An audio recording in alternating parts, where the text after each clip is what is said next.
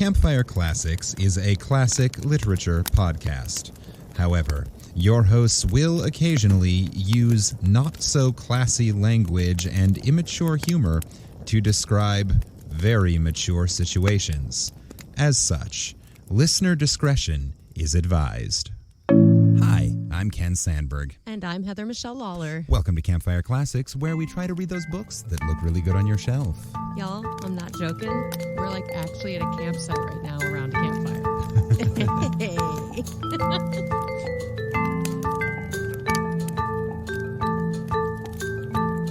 No, it's true. This is going to be our most authentic, real, true, gritty episode ever. Because we're actually sitting at a campsite just outside of Zion National Park in Utah. Yeah.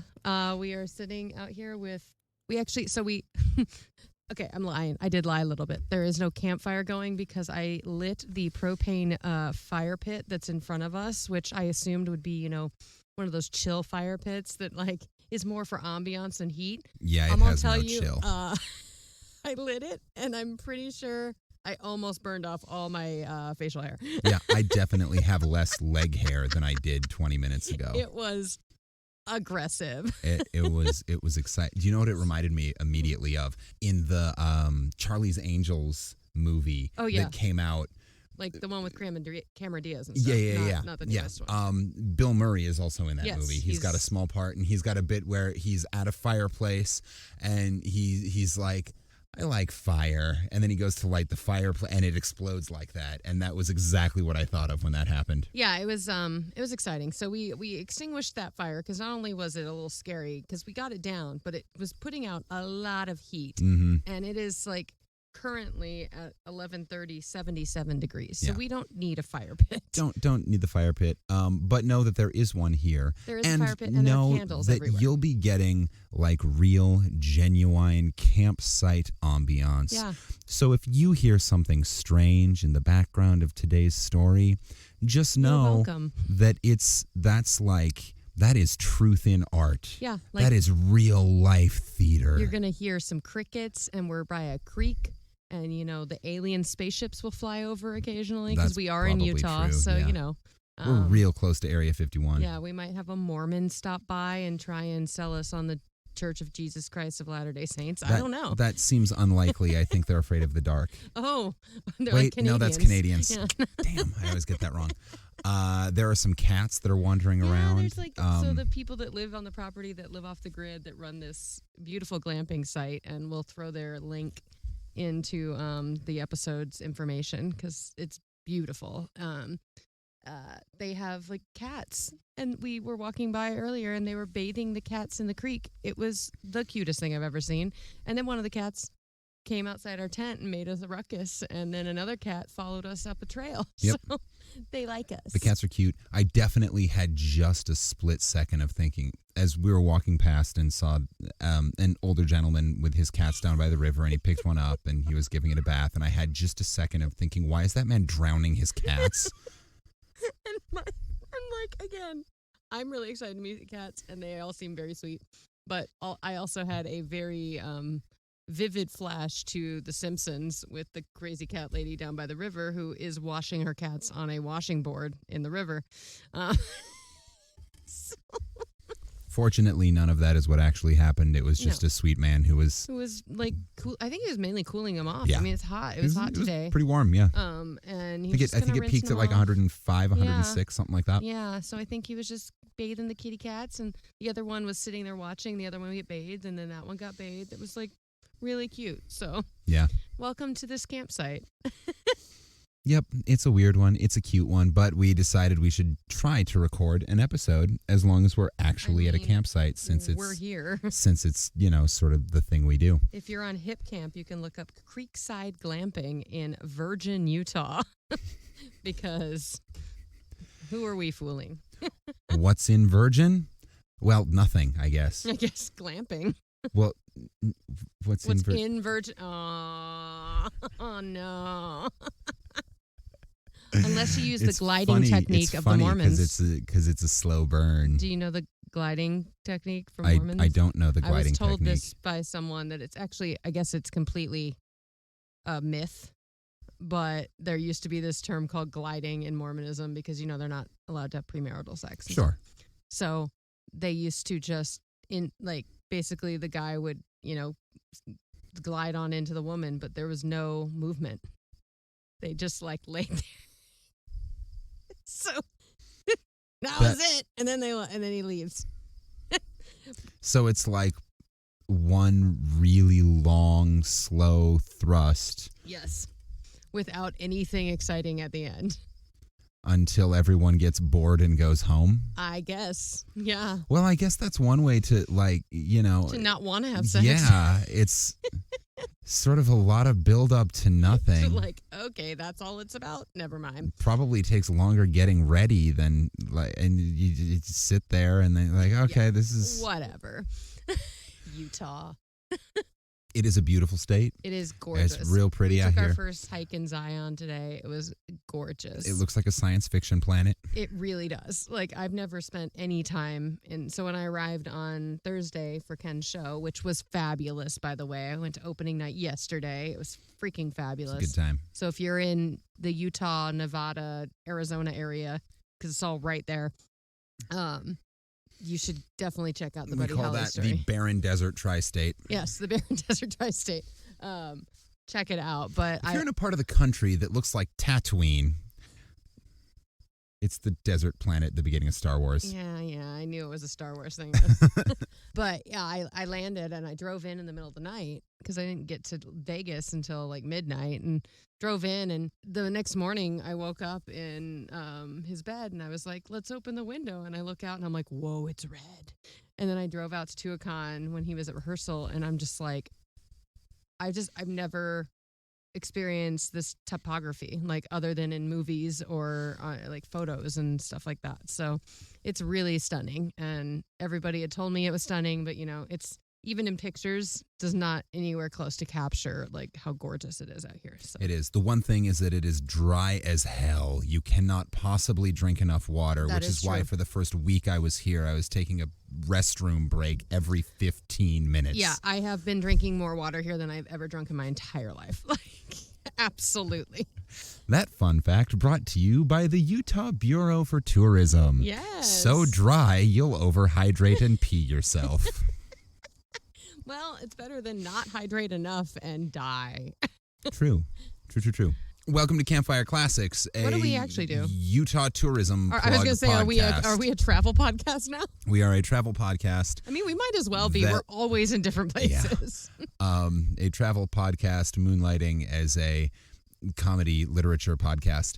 It's funny because you said moonlighting and we are under glorious stars right now. What we're not under is the moon. I don't know where that fucker is. But maybe it's a new moon. Maybe we're a new moon night. The stars are stunning. I'm sorry. Maybe the moon's over on the other side. I need to stop interrupting, but this is gorgeous. I can't. Yeah, no, and it's really good that we're talking about how beautiful this is in an audio podcast. I'm telling you. Come on, use those $10 words. Describe what the stars look like. The stars are illuminated like lanterns hung from the arms of angels spread across the universe. That's all I got. That was pretty good. That was pretty good. That was all right. That was a pretty line. Yeah. You try I like it. No. It's pretty, and we can see it, and you can't. Ha ha.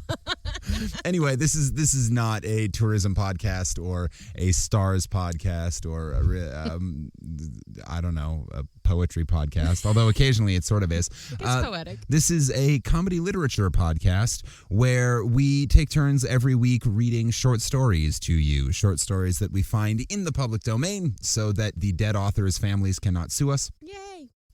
And we read them sight unseen for the first time while you listen to us butcher Old English and weird science words. And we look up things that we don't understand, and we laugh at the penis jokes that we do understand. And that pretty much we kind of create. Yeah, if we're being honest. Yeah. And that pretty much summarizes what we do, right? Yeah, I think we admit to our own stupidities and then make it seem even dumber by adding to the story's stupidity.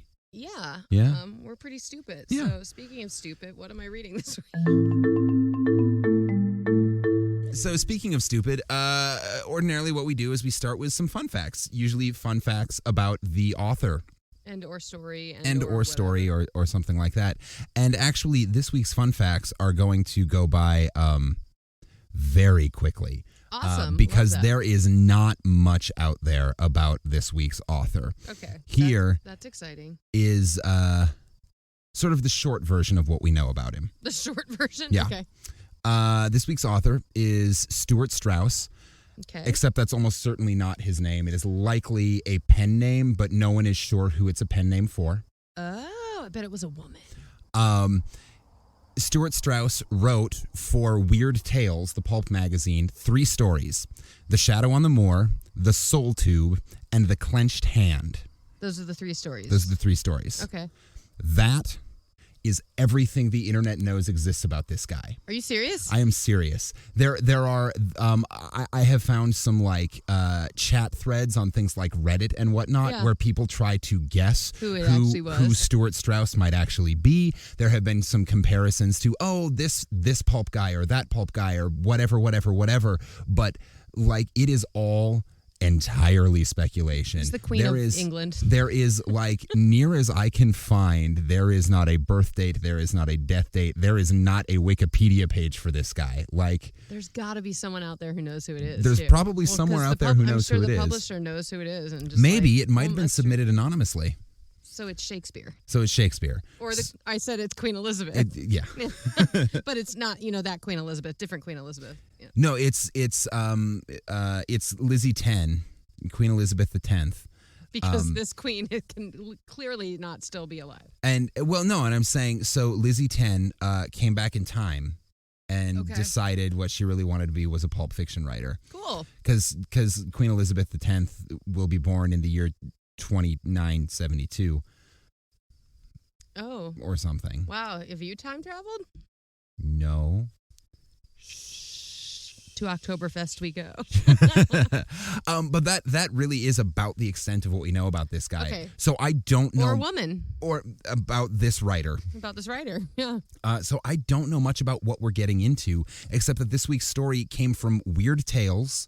Which is the same pulp magazine that published people like H.P. Lovecraft and those weird writers.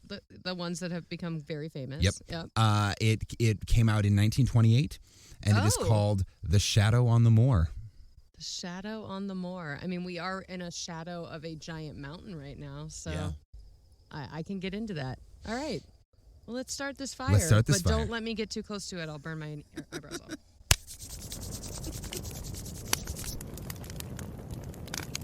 The Shadows on the Moor by Stuart Strauss, whoever he may be. By Queen Elizabeth X.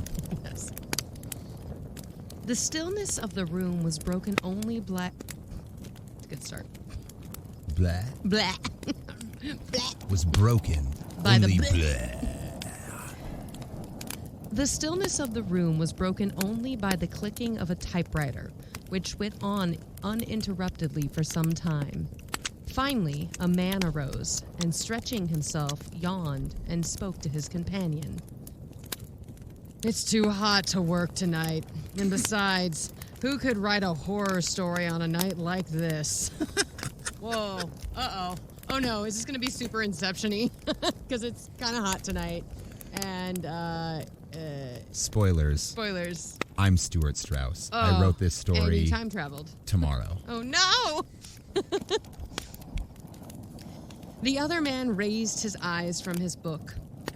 I suppose it should be thundering, lightning, and raining torrents with a wind that whistles around the housetops. Come on, let's hit the hay, Jerry.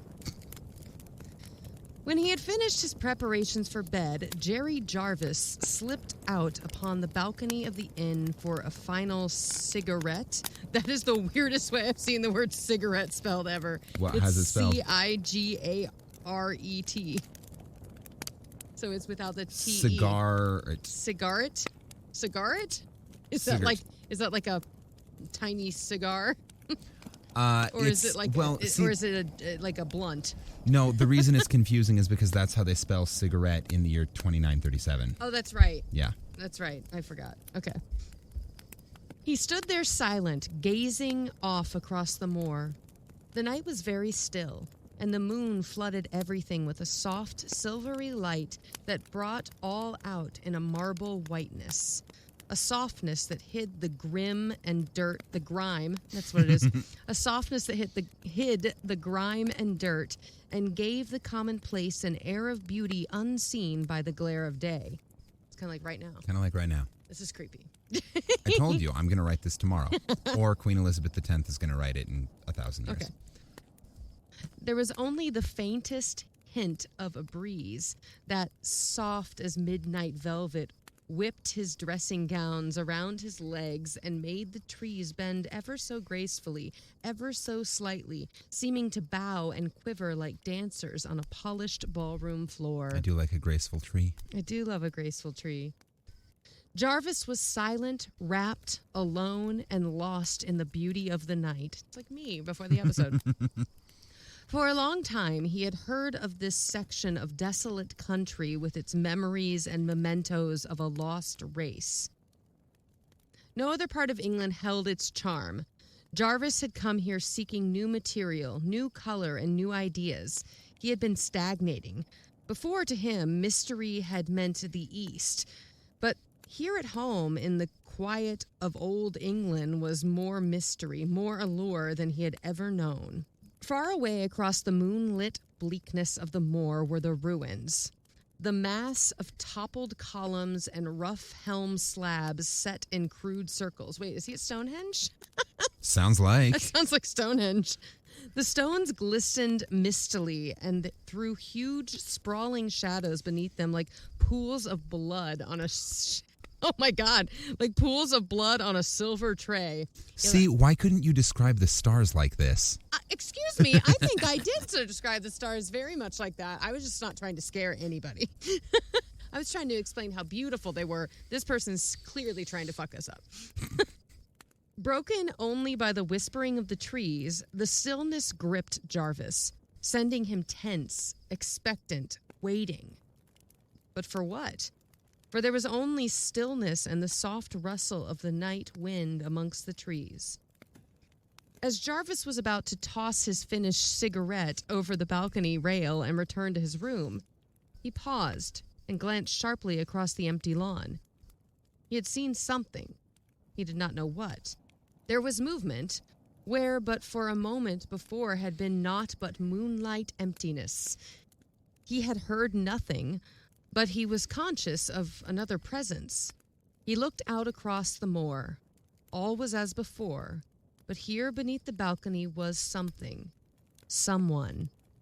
He had caught but the fleeting glimpse of a shadow moving. I'm being followed by a moon shadow. Moon shadow, moon shadow. Or it's a cat that or it might came be a across cat. the creek and is staring into our tent, which happened earlier. All was as before, but here beneath the balcony was something, someone. He had caught but the fleeting glimpse of a shadow moving, where before there had been but nothingness. But nothingness. But nothingness. That means, does that just mean they have a really small butt? It's like no, I think got a butt nothingness. No, I Don't think worry butt about it. nothingness is when you think you're going to poop, but it's just gas. See, I like to think it's like people are hanging out at a club and these two girls are at the bar and they're drinking and this guy walks by and they're like, ooh, he's good looking. And as he walks past them, they're like, oh, his butt's nothingness, Butt though. nothingness. Butt nothingness. He's got an inny. Got an inny. Oh, no. But back to butt nothingness. It was a shadow, the dim silhouette of a woman. The time was long past midnight, and the inhabitants of the inn were all asleep. What was this woman doing here all alone on the moor at this hour? She thought she was going to poop, but then it was just gas. She's probably thinking the same about you on your balcony, moron. Go to bed. She's like, I'm just going for a stroll. Why are you staring at me? What are you doing creeping up on your balcony? Creepy old man. Smoking your misspelled cigarette. your snooty little cigarette. Cigarette.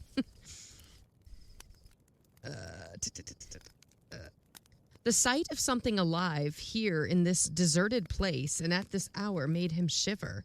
It was so out of all keeping with his thoughts in the place. Icy fingers of dread clutched his heart.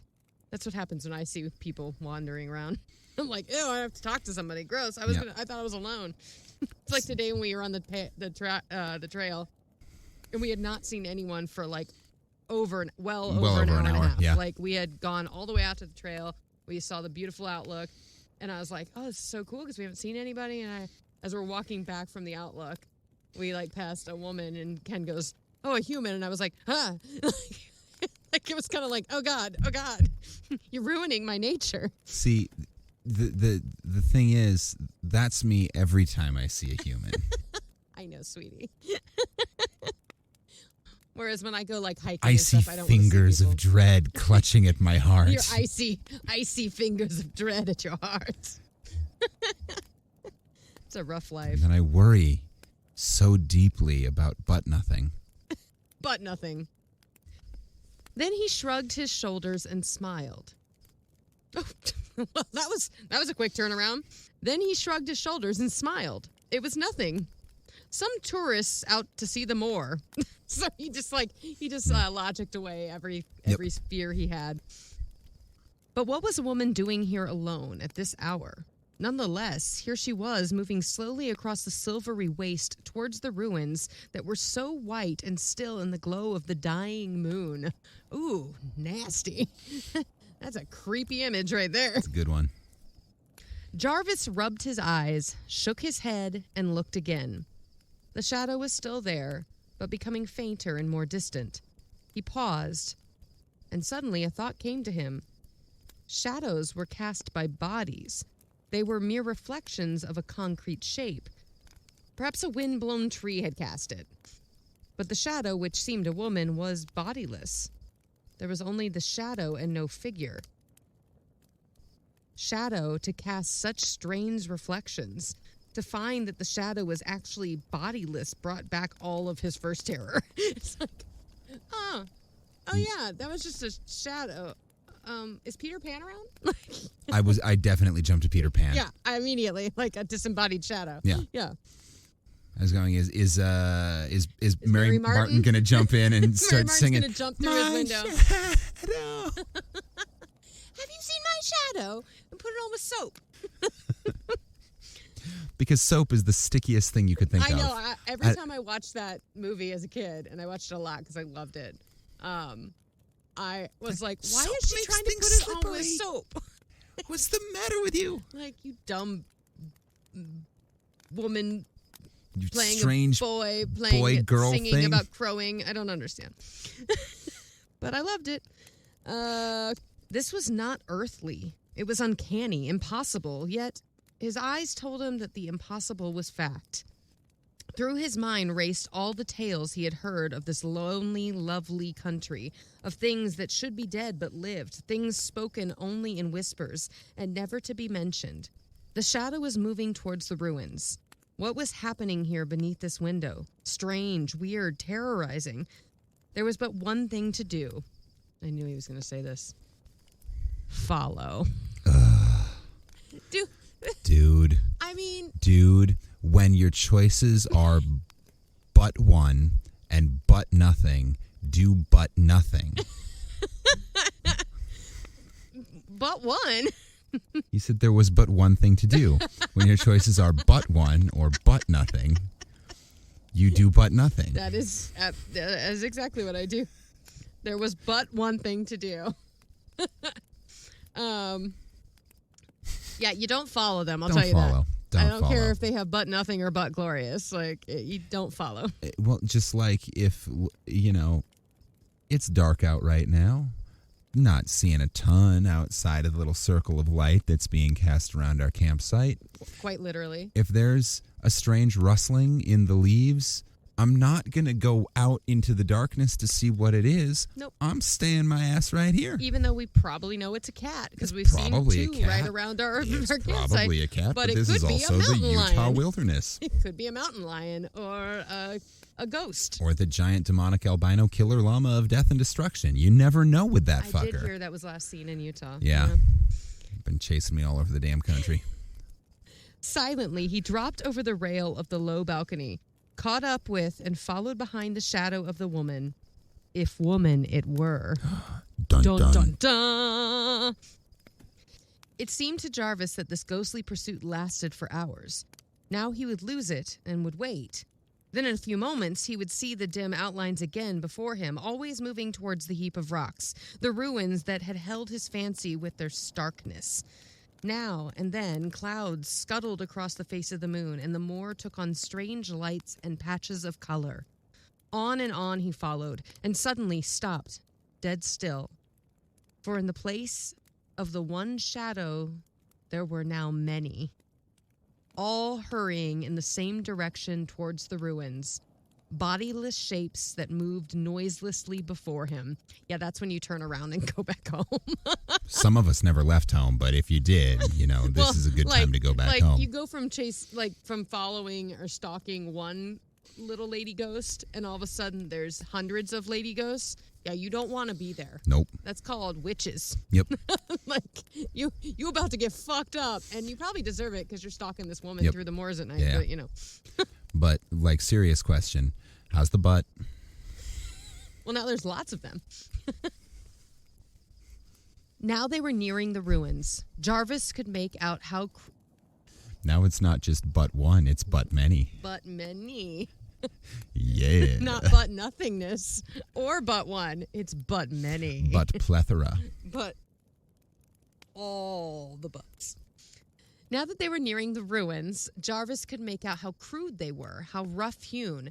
Yet, withal, they held a subtle sense of majestic power, of latent evil, a sense of darkness and decay, a sense of age and forgotten secrets. He wondered, who were the people that had built them? What strange gods had they worshipped here? And how many savage cries of exultation had risen on the still, moonlit air and echoed far across the now deserted moor? Aliens. Butt ladies. But alien ladies. But aliens. Butt aliens. Oh! Alien butts. Alien shadow butt ladies. That's it. We solved it. We can stop reading now. I'm calling Area 51. We found the alien butt Hello. ladies. Put me in touch with the president. I have found the alien butt shadow ladies. Alien butt shadow ladies. Copy. This is so dumb. Okay, we're on the deserted moor. Yep. From out of the stillness came a weird sound, then music soft and low in the distance, soft and yet with an eerie strain that chilled his blood and echoed in his brain. Excuse me. That was such a beautiful song. That was what echoed in his brain. The music increased its beat and time, and in it were cries of lust and forbidden desires. This is like he is straight up walking into a witch's orgy right now. Yep. It's like the winter solstice or something, and they're all there to worship. They're drinking and partying and getting naked, and it's about to get nasty. Sex magic. Sex magic.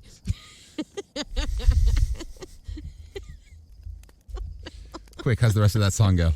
Sex magic. Sex magic. I'm gonna sex you, magical man.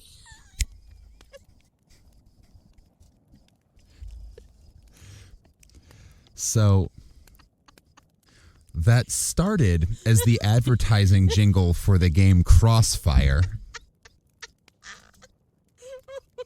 and ended as what I'm fairly certain is a Marilyn Manson song. It got dark. It got dark real fast. Yep. You'll get caught up in the sex magic. No, see, I went to the dark sex magic. Sex magic. Yours is like a 1990s. Sex magic. Yeah, yours is a 90s TV show. Mine is No, it's the magical man. But the little melody you started, it was. Do you remember the game Crossfire? No. Crossfire. Okay, so what Crossfire was is it was this board, and there were a couple little spinny things on ball bearings, and you had these guns that shot little BBs across the board, and the goal was to get the star and the triangle into your opponent's goal. It was called Crossfire. I have never seen that game. It's like Hungry Hungry Hippos, but not. But like the exact opposite of Hungry Hungry Hippos. Okay. Because instead of trying to eat all of the little BBs, you're shooting the little BBs at a target, and you're trying to get the target to move to all the way to your opponent's side of the board. Yeah, I don't think I know that game and or that commercial, but maybe I heard it a lot as a child and it stuck, and I have unwillingly stolen it and turned it into a weird Marilyn Manson song. You know, we all got a sample. We all got to take. Yeah. Oh wait, we're reading a story. I totally forgot. Okay. Yeah, so that was a really good 9-minute tangent we just went on. Okay, so he's following the women to the ruins. Into the sex magic den. The closer he gets to them, he's hearing music that has turned into cries of lust and forbidden desires. That's where we are. Good. The shadows, with Jarvis close behind him, were approaching the ruins, coming closer, ever closer. And the moon, now setting in the west, cast pale rays on the rude stones that lay sprawling in drunken rings. The music became more terrible, tore at his brain like iron fingers. Strange voices whispered of uncanny, revolting mysteries. Obscene shapes floated before his eyes. Ever the music hammered at his brain. I think he's going to a rave. The music throbbed through all his senses. Frenzy swayed him and swept away his last touch of wisdom. He was a primate, one of the first men, uncivilized, terror-stricken, back in the dawn of time, back with terror and rolling drums. He gave way to the madness. Oh, no. Oh, no. All right, he's going full Neanderthal. Has gone crazy. It's like Hocus Pocus. It's like, don't listen to the music. Don't listen to the music. I put a spell on you. And now you're mine. He gave way to the madness of the music, cast aside his garments, and ran as naked as the first man after the shadows that were converging into a dark mass toward the narrow entryway between two huge rough helm pillars. With a cry of exultation, Jarvis sprang after them, and then it seemed to him that the whole world was shaken by a thunderclap. A heavy weight struck across his shoulder. He moved forward, stumbled, and fell. As through a mist, he saw flickering lights and heard hoots and bellows, and in his brain echoed screeches and catcalls. The music roared into a terrifying crescendo, then blackness and oblivion came over him. He awoke to painful consciousness in the gray of an early dawn, shivering and cold, surprised to find himself here alone, naked upon the gray and barren moor. How had he gotten here? Then memory came back to him. He recalled how he had run screaming naked into the moonlight, remembering the shadow and the horror of the ruins. He looked up and saw he was lying not more than 5 feet from the entrance. Seen in the light of dawn, the piles were still sinister but not horrible. A mass of gray, tumbled-down rocks and crude broken columns. Sinister, but surely no terror could lurk within them. Soon, Jarvis located his cast-off clothing. I was like, is he ever going to put clothes on? It's like a school group's going to come tour Stonehenge and be like, oh my God. It's okay, kids. Sometimes people get drunk and run naked into the nighttime and they bonk their heads on the stone. And then it's okay, guys. You know, when you hit 40, things get weird. gotta keep things fresh. Soon Jarvis located his cast-off clothing and wearily started to return to the inn, which he could see in the distance. But surely not the distance he had come on the preceding night. Shakingly, he laughed, for he must have been running around in circles. He decided he would tell no one of his nocturnal adventures. You know, good call, buddy. Yep. I would strongly agree with that. Just write it down as a story and pretend it never really happened. And write it down, pretend it never happened, and write it under a name that no one knows. Ooh, this probably actually happened to this guy. That's why, or this woman. Because it actually happened, and he's like, I can't tell anybody about this. Stuart Strauss's real name is Jerry Jarvis. Yeah. Or, no, it's probably like JJ something. It's JJ. JJ? Jeremy Jordan. Unobserved, he gained his room, and after bathing and dressing, he joined his friend for breakfast. Nothing was said concerning his experiences, and in the afternoon, they returned to London. Once more at home, Jarvis plunged into work with new vigor, striving in it to erase from his mind the events of that night upon the moor, the night with all of its unexplained, mysterious happenings and horrors, over which brooded those ageless ruins. Slowly, as time passed, the thing began to slip from his memory, to be recalled only on moonlit nights when he had stayed too long over his books or had too much whiskey. Or a weird cigarette. Yeah, I bet there was. See, maybe it was a blunt he was smoking. Maybe. Yeah, he was smoking that. He was smoking that jazz lettuce. He was the jazz lettuce. I mean, it was the 20s. As he was reading the paper one morning, he ran across an item that at once attracted his attention and caused him to remember too vividly things he wished to forget, things that tugged at his mind despite his desire to let them slip into a place of unwanted memories. The item was dated at the little village where he had spent that never-to-be-forgotten time. Dead man found on the moor. And this is the report. Early this morning, the body of Charles Gilbert, living at the Blue Boar Tavern, was found on the moor near the ruined temple, naked and his head crushed by a mammoth rock, apparently fallen from the ruins. How such a huge slab had been dislodged is one of the mysteries that surround this case. Near the body were found the nightclothes of the dead man. No motive for the crime was apparent. The mere fact of the body's being there has only deepened the mystery. Gilbert was a famous student of Druidistic? That's a fun word. Gilbert was a famous student of pre-Druidistic culture and remains. To Jarvis came an overwhelming desire to revisit the moor. No, why would you... Dude, you got out lucky. This is going to end very badly for our friend Jarvis, and he's going to deserve it because he's a dumbass. Because you don't go back to the place that you somehow escaped, that this guy who actually studies this shit died from. Just saying. I'm just saying. Stay in London, write your books. It's fine. You should have just stayed on the balcony and had another jazz cigarette. Yeah. So he wants to revisit the moor. To see again its sinister ruins and the bodiless shadows. He wished to solve, if possible, the enigma hidden behind those rings of crouching stones. I'm sure so did the guy that died. Spoilers, not possible. Charles Gilbert was trying to do the same thing. That's what he studied. Come on, people.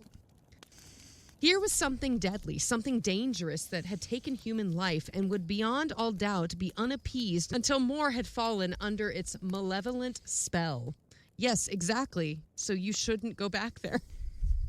Quickly he packed, as if fearing he might change his mind, and returned to the little inn that nestled on the border of the somber moor, where such strange events had taken place. Sometimes it's okay to change your mind.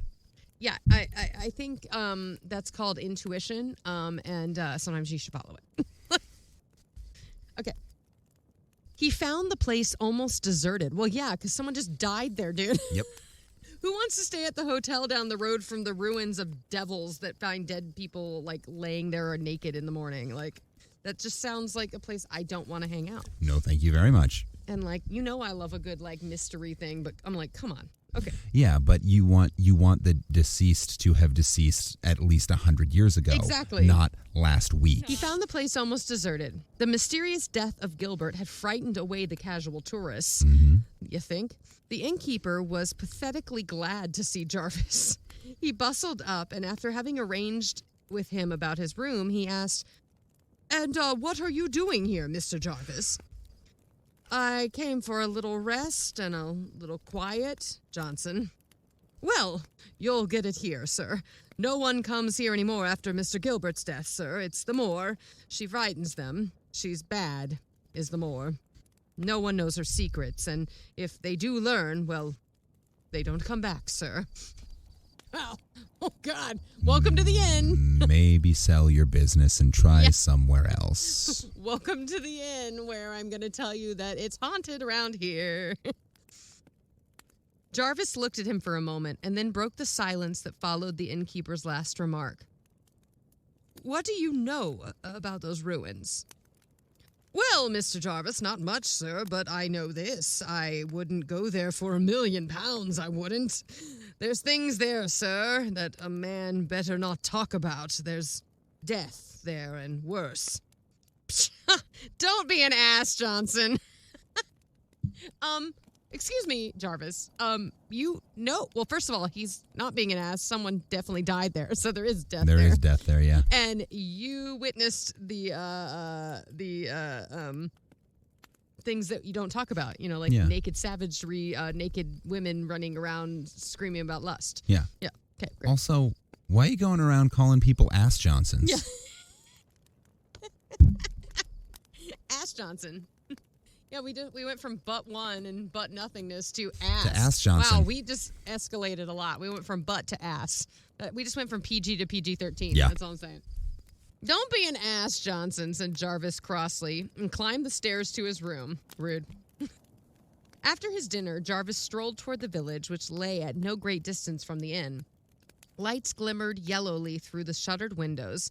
At every house, the door was strangely barred. At the dusk deepened into darkness, and the few people who were upon the streets disappeared. And except for the glow of the few poor street lamps, the village was dead and deserted. Jarvis returned to his lodging, ready to take up his nocturnal vigil. He sat in the unlighted room, trying to pierce the mystery that lay out there on the silent moor. Downstairs, the inn clock struck 2. The fire that had been played so merrily upon his hearth was setting out its last dying rays, and the lights flickering over high walls made ghost-like figures that danced and rolled like souls in torture. Jarvis arose with a sigh, and opening his casement windows, he stepped out upon the balcony. I knew it, you dumbass. The air was cold, with a touch of winter in its fingertips, but the moor was bright. Brighter even than it was the other night 6 months before. Shivering slightly, he stood waiting, with his eyes intent upon the patch of lawn where he had seen the shadow which had no body. Very slowly time passed. Twice he had heard the clock below stairs strike the hour. Finally, Jarvis felt certain that nothing would occur this night, went to bed, and at once fell asleep. Dream after dream pursued each other through his brain, each more horrible than the last. Queer, bloated things dancing with witches. A monstrous, hairy being without eyes performed strange rites. Oh, it's like weird, creepy Sasquatch. Yeah. It's Gritty. Oh, the Philadelphia guy. Is that his name? Yes. Gritty. That is terrifying. That is actually terrifying. If I had dreams about Gritty, I would be upset too. The eerie music of the moor echoed in his brain, and in all these dreams, the ruins had their grim and terrifying part, silently brooding, overlooking the obscenity with the circle of crumbling rocks. He awoke in a cold sweat of terror and lay for some time, almost fearing to return to sleep. But finally, he dropped off into untroubled rest. After a meager breakfast, he mapped out his procedure for the day. He had a letter to write, and then the rest of the day was to inspect the ruins.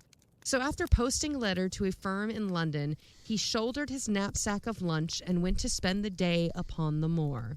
At least he went during the day this time. Yep. Better life choices. Mm-hmm. He's going to go back at night. Yeah. Or he's never going to leave. Let's be real. When he reached the ruins, he stood and inspected them carefully. On that sunshiny morning, the gray pile of rocks looked very peaceful. Vines and mosses grew here and there over them. On some of the stones were crude, carven figures and designs half obliterated by storm and decay. As he was walking around the circle of broken rocks, he soon saw the gateway through which he had plunged on that never-to-be-forgotten night. He entered and found himself in a hollowed circle which was several inches below the level of the moor. Nothing was visible except hard-packed earth. Carefully, he searched for footprints, but found none.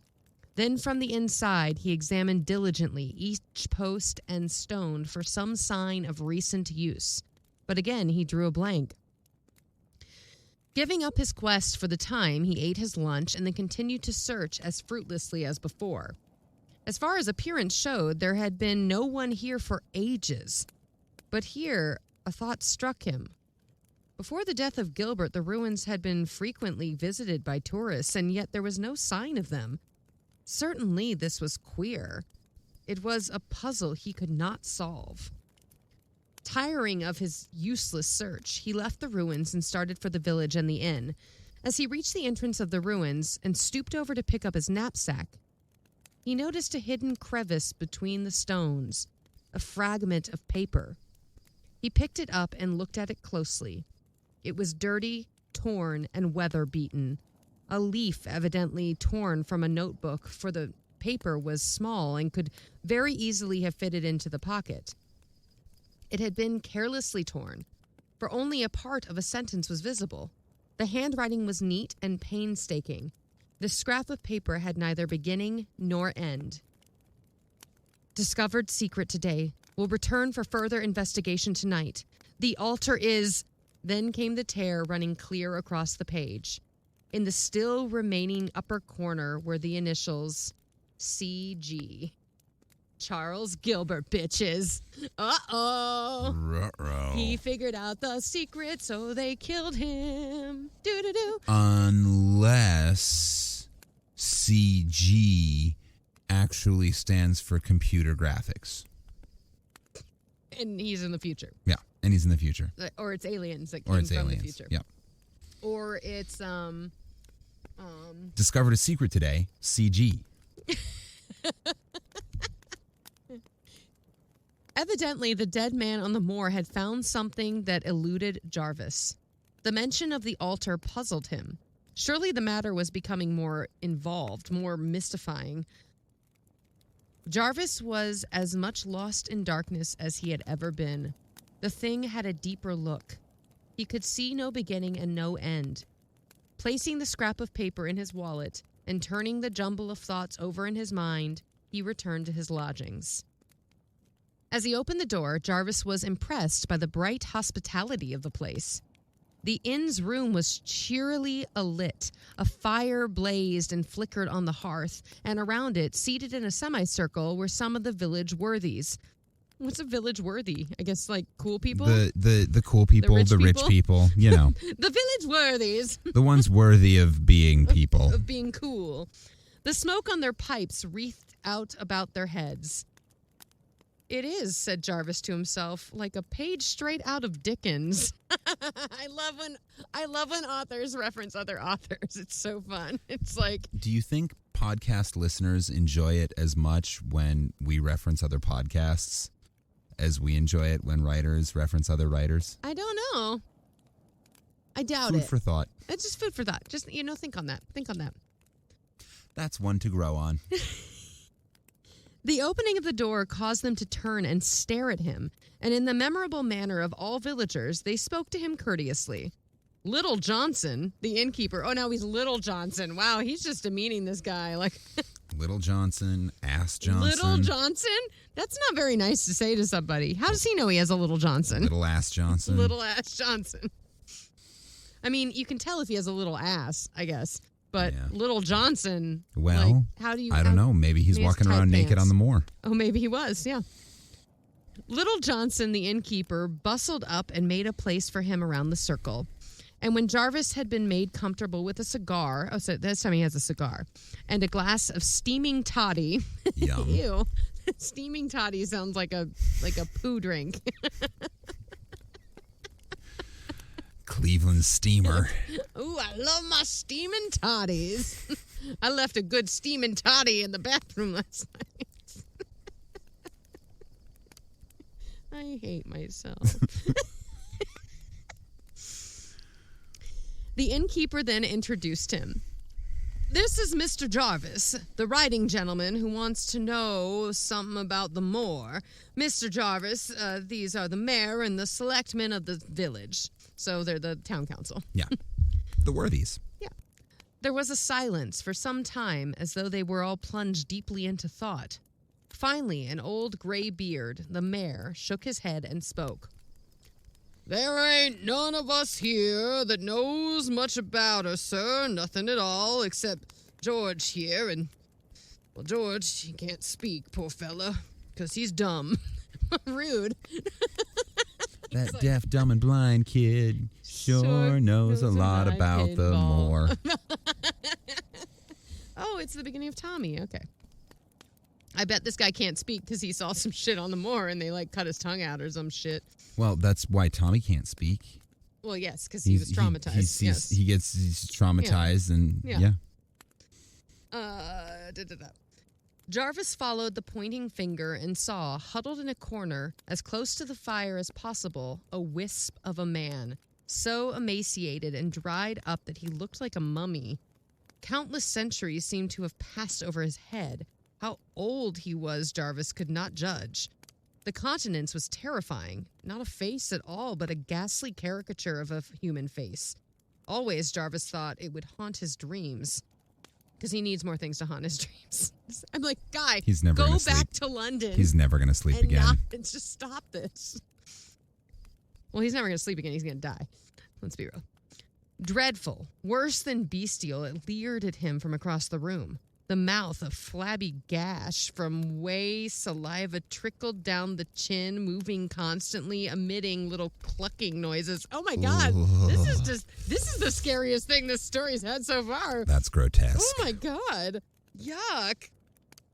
The eyes fascinated Jarvis like the eyes of a snake. They were round, full, nearly opaque, of a dull gray glassiness shot with fine red lines.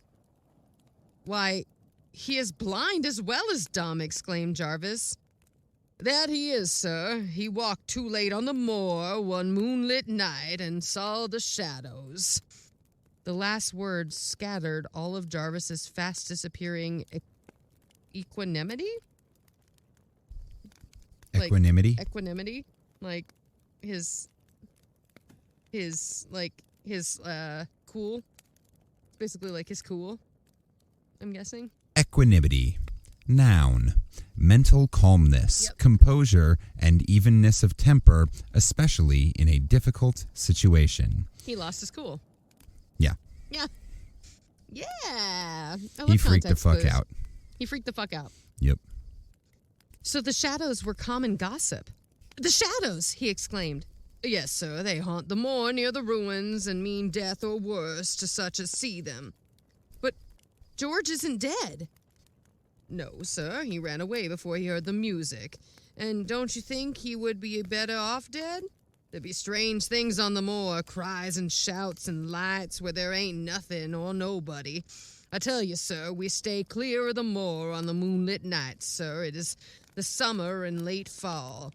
Rest of the time, nothing happens. It's best not to go out of doors on them nights. Them ruins is terrible.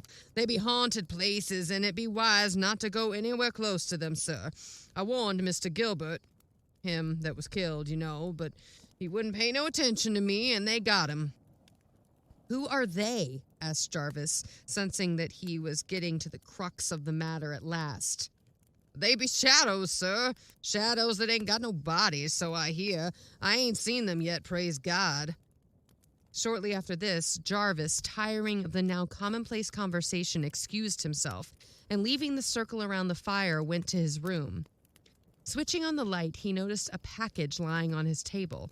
It was the book that he had ordered from London, entitled Pre-Druidistic Ruins in England.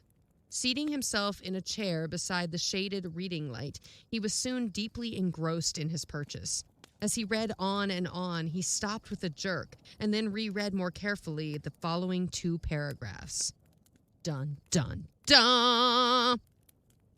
"Perhaps the most interesting of these ancient ruins are those of Humbleton, which are the earliest known, as far as we have been able to trace. How far back beyond the Druids and their religion these ruins of another race and age go, we can only estimate. It is, in fact, almost impossible to tell. There is another factor that makes the piles of Humbleton of exceeding interest to students. While it is, as we have stated before, the oldest of the ruins, it is, strangely, the best preserved. And so far as investigation can go, there is no sound reason for this being the case. The carving, in most cases, is remarkably clear, and the dancing ring almost in its original state. Here, however, we encounter the most peculiar factor in these remains. While the dancing ring is very wonderfully preserved, the moon altar, which in the distinguishing features of most pre-Druidistic piles, is missing. The moon altar in all similar ruins discovered is a huge stone carved in the shape of a new moon. From all evidence we can gather, the victim, or the sacrifice, to term it more fitly, was tied between the horns of these altars and then sacrificed by the sacred knife, as is shown in many carvings. Thank you. I said they're sacrificing people. Come on, don't go into the witch's circle. Come on, people. Come on. No one has seen any movies. I mean, it was 1928 when this came out. You are correct. No one has seen any movies. Yeah, but they... the witch trial, come on, everyone knows, Shakespeare wrote about witches. Come on. It seemingly carried a huge crescent-shaped blade and must, from the pictures, have a edge-like razor. In most cases, the altar is found in the exact center of the dancing ring. There has been an intensive search made for the one at Humbleton, but so far without satisfaction. The absence of the altar in this, the best preserved of all pre-Druidistic remains, makes one of the most fascinating studies for the student of these things. As he finished reading, Jarvis remembered the slip of paper he had found on the moor early that evening. That torn scrap of paper that ended so suddenly. The altar is... What could the rest of the sentence be? What was lost by his not having found the remaining fragment? Undoubtedly, Gilbert had found the answer to the puzzle and the answer to the great secret of the moor, the secret that had eluded all the other students and archaeologists. Why, here, in the best preserved of all ruins, there's no moon altar? Because, oh my God! Even in the most ravaged of the others, the altar was conspicuous, but here none could be found. At last, Jarvis arose and stretched himself. He was cramped and tired. He looked at his watch. It was after 2. Uh-oh. And he sat engrossed in his reading longer than he had realized. I looked at my watch. It was time to go. The band leader said we ain't playing no more, and we were all reeling and a-rocking. It's about to get real fucked up, I have a feeling. Yep. I think we're pulling into a steady spiral of uh-oh. Pulling on a sweater, Jarvis opened his casements and stepped upon the balcony. Again, it was moonlight. For this was the season of the moon, when bright nights were common and the people of the village kept behind barred doors. The moor was white, cold, and apparently tenantless. The night was very still. Not even the breath of a breeze stirred the trees, and the shadows of the buildings and the shrubbery were solid black patches of darkness on the silver lawn. Over the moor, far in the distance, were the ruins, clear-cut and white beneath the moon. But there was always something about them, Jarvis thought, a majestic power holding threats, and a menace of dark deeds still unfulfilled. He stood looking intently at the patch of lawn where he first had seen the shadow. He waited for what seemed to him for hours. Then, as his glance wandered and came back, he saw it. The shadow. So the trick is to not be looking for it. Yeah.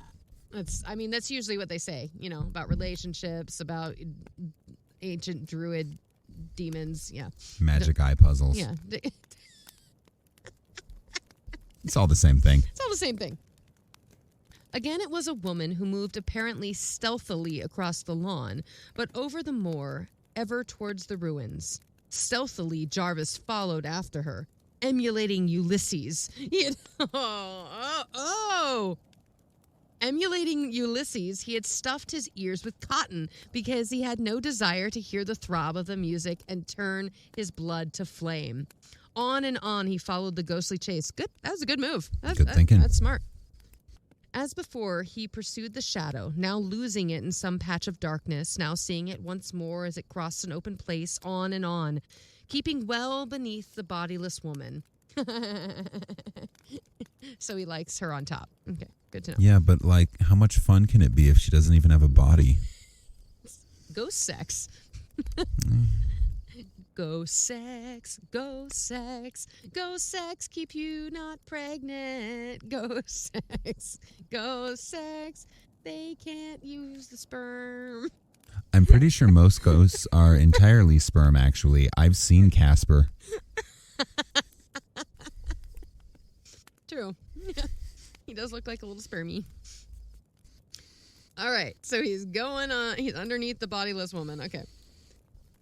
Though he could not hear, he could sense that now the music was swelling out over the moor. Because of the cotton in his ears, he remained unmoved. The pace of the shadow quickened, and he hastened after it. They were now at the gateway. For some time, Jarvis had been noticing the growing number of shadowy forms. The space before the entrance of the dancing floor was crowded with wriggling, hurrying black shapes. The strangeness of being able to see all this that no other living person except Dumb George. Don't call him Dumb George. That's mean. So last week it was a wriggling orgy of color, Yes, and now this it's week it's a wriggling black shapes. Wriggling black shapes. So we're on a wriggling agenda here this month at Campfire Classics. Wriggling, wriggling. Wriggle, wriggle. I need to stop singing. We're pushing the wriggling agenda. Yeah. Until you're... I don't know what that is yet. I haven't decided. The strangest... Probably has something to do with sperm. It better. The strangeness of being able to see all this and no other living person except Dumb George had ever seen thrilled Jarvis deeply. But then suddenly a thought came to him. The sight had made that other both blind and dumb, yet he himself was not affected in the least. What was the reason for this? Its mystery allured him, but he dismissed it from his mind and sped on after the shadows. He could tell from the way the shadows were moving that the music was now booming in the air, full of haste and lust and darkness. The very thought made him think of those eerie Phantasmagoria? Phantasmagoria. Ooh. That sounds dirty. Phantasmagoria was a form of horror theater that, among other techniques, used one or more magic lanterns to project frightening images such as skeletons, demons, and ghosts onto walls, smoke, or semi-transparent screens, typically using rear projection to keep the lantern out of sight. So shadow puppetry. Yeah. Okay, cool. The very thought made him think of those eerie phantasmagoria of the grand jugular. That sounded anti-Semitic. Guignol. The grand guignol. It means puppet. Oh, it's a giant puppet? Yeah. Ew, gross. They were now at the very threshold of the dancing floor. Something grasped Jarvis by the shoulders and hurled him through the gateway. Then, hearing a crash behind him that penetrated even through the cotton of his ears. Oh, it penetrated his ears? Into some freaky shit. Hey, there's a kink out there for everyone. Yeah, okay. Also, like, cotton would not be my first choice of earplug material anyway. I'd get like some wax or something. Like, come on.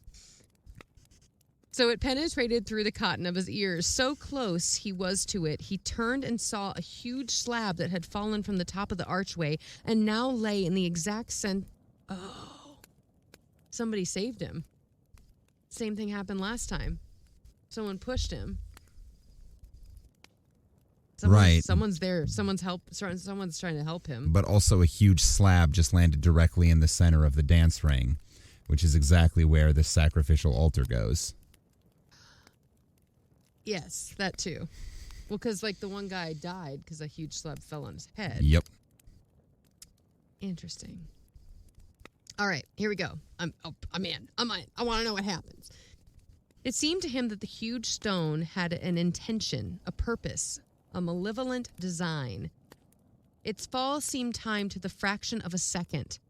Had it not been for that impetus of unseen forces, had he been but a movement slower, he would have been crushed to a pulp beneath its ponderous weight.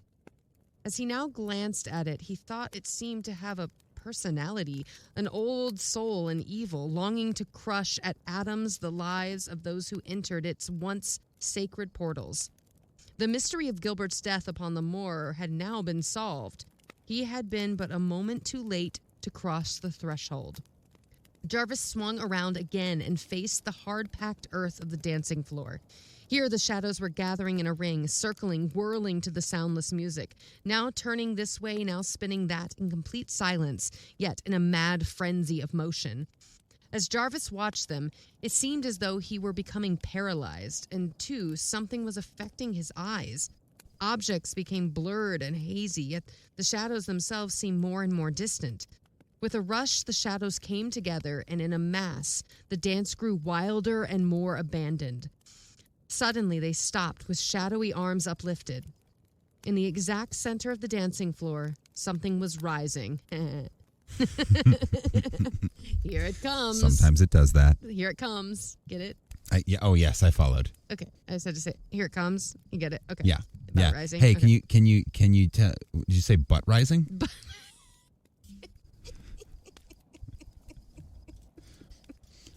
It's not your butt that does the rising. No, it's Do you not. need an anatomy lesson? Apparently, some people do. Something was rising. Inch by inch, it seemed to struggle through the hard-packed earth. Finally, Jarvis could partially distinguish what it was, a huge stone, and by the paleness of the moon, now dimming on the horizon's edge, he could make out its odd shape, which seemed like a monstrous half-moon lying on its back with its two sharp horns pointing skyward. Beside it was another shadow with arms uplifted, that of a man, huge and powerful. Jarvis had never seen a man of such stature. It's Khal Drogo. He could see the he could see the shadow. Actually, it's just Jason Momoa. He does not have butt nothing. You know, he does not. He could see the shadow's giant torso, the swelling chest, the pillar-like legs, and the arms long and muscular with great long-fingered prehensile hands. So it's Jason Momoa. Yeah. All this cast a high relief against the whiteness of the altar, for altar he now knew to be. At last the Moor had given up to him her deepest secret, and he knew, too, why the search for all but Gilbert had been unsuccessful, and Gilbert had paid with his life for the secret. The Shadow Man lowered his arms, and the multitude of shadows threw themselves on their faces as the altar finally came to rest on the surface on the floor. To Jarvis, it seemed as if thick smoke rolled before his eyes. As through a cloud, he saw the Shadow Man rise and turn toward... The Shadow Man is funny because that's the name of the guy in The Princess and the Frog. Princess and the Frog, yeah. Who's like the bad guy, with like the voodoo guy. Oh, he's very scary. He is very scary. He's very skinny, though, so maybe it's like the Shadow Man's cousin. He's just been working out. Oh, yeah, he was doing his protein shakes. As through a cloud, he saw the Shadow Man rise and turn toward him and point a commanding figure. Oh, he's about to get sacrificed, fuckers. Well, yeah. For the first time, real terror smote him, and he knew such fear as few men have ever known. He tried to turn and run, but it was if he were turned to a stone as heavy and solid as those silent stone-gray rocks around him. Amid the gathering blackness, he saw the shadows, now dimmed, spring suddenly upon him. He felt hot breaths on his cheek. Shapeless, shadowy hands tore at him. Strong hands they were. Surely such strength could not belong to bodiless shadows. But he could see no one, just a rolling mass of deeper blackness in the mist before his eyes. The shadows overbore him and carried him along. Strong arms lifted him up, and now he caught a stench of something long dead, of a rottenness beyond human ken. Human ken? Yeah. You're in the story? It's even more rotten. I told you I'm writing this story tomorrow. Human Ken. Yeah, and it's a rottenness that is even worse than me. Beyond human Ken. I think it means humankind. Human knowledge. In old language. Human knowledge. Human knowledge, yes. Beyond human knowledge. Human Ken. Yet not dead, but alive, for the dead have no strength. And here was strength abundant. High, high aloft he was lifted, up to the altar. The mist that had been before his eyes cleared, and he could still feel unseen shadowy hands that tugged at him, pulled at his feet. Up he went until he could plainly see the fearful carvings on the altar, too horrible even to glance at again. He felt himself wretched and stretched out, and then found himself strung between the horns of the mighty altar. The moon had almost set, and it was throwing its last dim rays across the plain. Unseen fingers tore the cotton from his ears, and at last he heard what he had dreaded to hear, that uncanny bestial music of the ruins. It was playing now softly, now rising in a hellish crescendo, while all about him danced the shadows, noiselessly, ceaselessly. He turned his eyes away and looked up. He's either going to die or he's going to be in an orgy. I mean, this is going to be like either a really good night or a really bad night. Well, there's a reason the French call it le petit mort.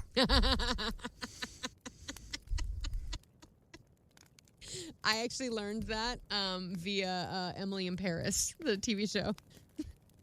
She's like, I thought I heard a little petit mort last night. She goes, what? A little death, an orgasm. She goes, what? Yep.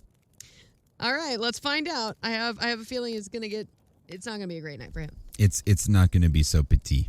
But towering over him was this tremendous man. So, towering over him was the tremendous man, or rather the shadow of some giant from the ancient past when the world must have been young and terrible. Stretching his arms towards the dying moon, the man knelt. The music ceased with a throb, and the shadows prostrated themselves in a ring about the altar. They're all on their knees in front of the giant man. Cool. The sudden silence beat on Jarvis's frayed nerves more horribly than the din of the music. Long it lasted, this silent prayer to the dying moon. But finally the huge shadow man arose, reached below Jarvis, and took from its hiding place a knife. There was nothing shadowy about the knife. The knife flashed fire in the light and glistened evilly before his eyes. Fascinated, Jarvis watched the shadowy arm lift the crescent blade, point foremost towards the moon, hold it still, then lift it again, now hilt foremost, holding it quivering high in the air. Down came the mighty arm toward Jarvis's chest. He saw it begin slowly, oh, so slowly, down on down, nearer.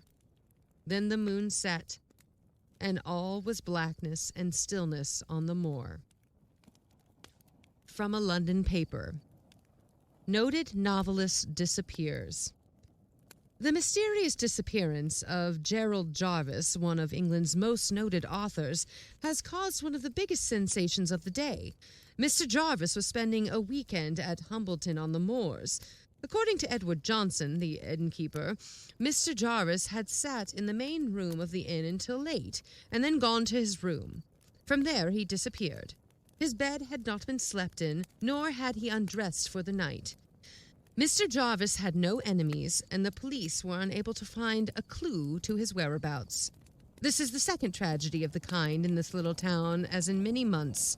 The old wives of the village whisper strange things on the moor, and say that Jarvis and Gilbert, the man found murdered last month, knew too much about the ruins on the moor. However, the police laugh at such ideas, and believe that Mr. Jarvis was a victim of foul play. The Authors League has offered a reward of £1,000 for information as to his whereabouts. The end. Nice. That was creepy as fuck. That was a good one. That was gross. Ew. And we're sitting out here in the darkness. It's kind of like, and it's getting really cold. As you know, It's starting to get chilly, the yeah. temperature has dropped a lot. Yep, Like, it does while that. we read the story, and I was like, ooh, ah. Yeah, I feel like that teepee hike up there is kind of like the Moors. There's still no moon out, though, so I think we're safe. That is true. It seems to only be a real problem when you're dealing with the moon being up, and that's when the shadows That's come true. out to play. That's true. So you stay away, moon. We're good. Go away, moon. Go away, moon. No moon for you. No one asked you here anyway. I'm gonna pull my pants down and moon you. Why, thank you. That was a very lovely one. And then, but now the shadowy people might show up. That was a full moon. And we've come full circle. But nothing, but one, Ass Johnson, but shadow. I'm being followed by a butt shadow. But shadow, but shadow. But shadow. All right. Well, that was a story. Very musical. It became well. I mean, It actually was very musical. It was a very yeah. musical story. Actually, it. like that. Like I can like kind of hear that music. Like it does. It feels like after I mentioned Jason Momoa specifically, but like it felt very Dothraki, like like that kind of music, very like guttural, death, tribal, yeah, like dark. Yeah. Like well, and that like makes at sense Daenerys' because they're saying it was pre-Druidistic, and the Druids were sort of the first organized religion in the area. Before then, it was all that kind of it was tribes and tribal and big groups of like people and the Dothraki. This is a Game of Thrones reference if you don't know, everyone who's listening. But the Dothraki were like warriors, conquerors. Yeah. Yeah, it's that was creepy. I hope I really on a sort of serious note, I hope that that Stuart Strauss was a pen name of someone who wrote a bunch of other stuff, because that was actually like a really engaging, well-written story. Yeah. It'd be a shame if really all he ever did was write those three short stories for Weird Tales and then disappeared.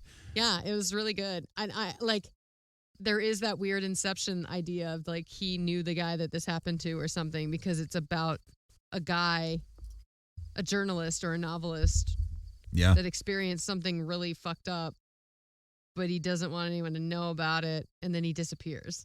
Like, it's kind of like, did he know like a novelist that was like looking into something, or a detective that was looking into something, and then like he just kind of disappeared, and so he kind of created a fictionalized account about it? That's my thought. All right. So, listener, please write in and tell us who you think Stuart Strauss really was. What was his real name? Did this actually happen to him? Did it happen to a friend of his? Is it actually Stephen King? Inquiring minds want to know.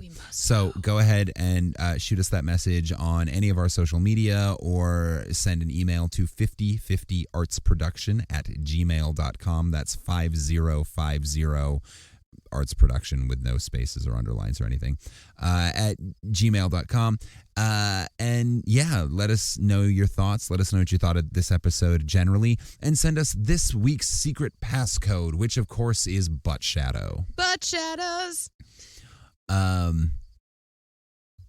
Yeah. Oh, and while you're at it, like us and review us and share us with a bunch of friends and tell them they should do the same thing, and make us rich and famous and whatnot. Yeah, because then we can go glamping all the time. This was a really cool episode. We'll record more episodes in the real nature. Yeah. Yeah, I will say that was a really fun story to read out here, because it was like it was a good story, and it was very engaging. And because we are literally surrounded by darkness right now, like it's just a few lanterns like lit. That was really cool. And like reading from my iPad was like the light. Yeah. Yeah. Very, very cool. So send us money so we can go glamping more. That's it for me. You got any big words of wisdom to follow up with? No, I'm good. I said a lot of big words during that story, so my mouth is tired. Fair enough. Rock and roll will live on forever. It will. It will, as long as you don't go to the ruins at night in the moonlight. Or fly in a tiny little airplane. Oh, that's Go see the Buddy Holly story at 2:00. And on that note, this has been Campfire Classics, where we try to read those books that look really good on your shelf. Peggy Sue, Peggy, Peggy, Peggy, Peggy, Peggy Sue, oh Peggy, don't go to the ruins, you will be sacrificed. Is this Adam Sandler does Buddy Holly?